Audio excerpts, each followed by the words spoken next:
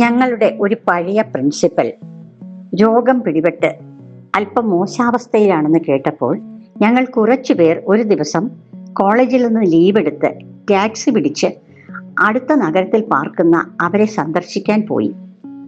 ആ സന്ദർശനം അവരെ എത്ര സന്തോഷിപ്പിച്ചു എന്ന് പിന്നീടാണ് ഞങ്ങൾക്ക് മനസ്സിലായത്. 2 ദിവസം കഴിഞ്ഞപ്പോൾ അവർ ഞങ്ങളുടെ പേരിൽ ഒരു കാർഡ് അയച്ചു തന്നു. ഭംഗിയുള്ള ഒരു പ്രിന്റഡ് കാർഡ്.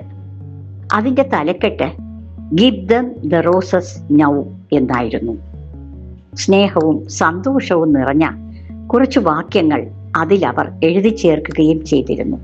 പറയാനുള്ള നല്ല വാക്കുകളും കൊടുക്കാനുള്ള സ്നേഹവും ജീവിച്ചിരിക്കുമ്പോൾ തന്നെ കൊടുക്കുക എന്നതായിരുന്നു ആ കാർഡിലെ വാക്കുകളുടെ സാരം.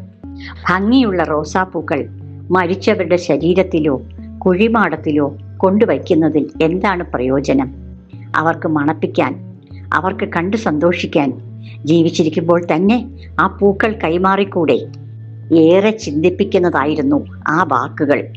ചിതാശവങ്ങളിൽ പൂവ് വയ്ക്കും പോലെ എന്ന് കുമാരനാശാൻ എഴുതിയതും ഓർത്തുപോയി. ഞങ്ങൾ വിരമിച്ച അധ്യാപകർക്ക് കോളേജിൽ ഒരു അസോസിയേഷനുണ്ട്. എല്ലാ കൊല്ലവും ഒരു വാർത്താ പത്രികയും പുറത്തിറക്കും.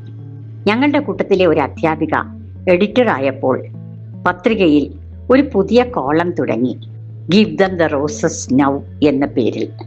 4 or 5 അധ്യാപകരുടെ പേര് തെരഞ്ഞെടുത്ത് അവരെക്കുറിച്ച് ഒരു ലേഖനം തയ്യാറാക്കി പ്രസിദ്ധപ്പെടുത്തുക എന്നതായിരുന്നു രീതി. അതിപ്പോഴും പതിവായി തുടർന്നു വരുന്നു. നമ്മെപ്പറ്റി മറ്റുള്ളവർക്ക് പറയാനുള്ള നല്ല കാര്യങ്ങൾ ജീവിച്ചിരിക്കുമ്പോൾ തന്നെ കേൾക്കുകയല്ലേ അതിൻ്റെ ഒരു സുഖം? ഓഫീസിലുള്ള ഒരു കന്യാസ്ത്രീ റിട്ടയർ ചെയ്തപ്പോൾ പറഞ്ഞത് ഞാൻ ഓർക്കുന്നു. ഈ നല്ല കാര്യങ്ങളൊക്കെ നേരത്തെ കേട്ടിരുന്നെങ്കിൽ ഞാൻ അല്പം കൂടി നന്നായി പ്രവർത്തിച്ചേനെ എന്ന്. നിഷ്കളങ്കമായ ആ വാക്കുകളിൽ ഒരു വലിയ സത്യം ഒളിച്ചിരിക്കുന്നില്ലേ? പലപ്പോഴും നല്ല വാക്കുകൾ മനുഷ്യർക്ക് ജീവിക്കാനുള്ള പ്രചോദനമായി മാറുക പോലും ചെയ്യും. നന്നായി ജീവിച്ചതുകൊണ്ട് എന്ത് പ്രയോജനം എന്ന് ഒരു സുഹൃത്ത് ഇന്നാൾ ഒരു ദിവസം എന്നോട് ചോദിച്ചിരുന്നു.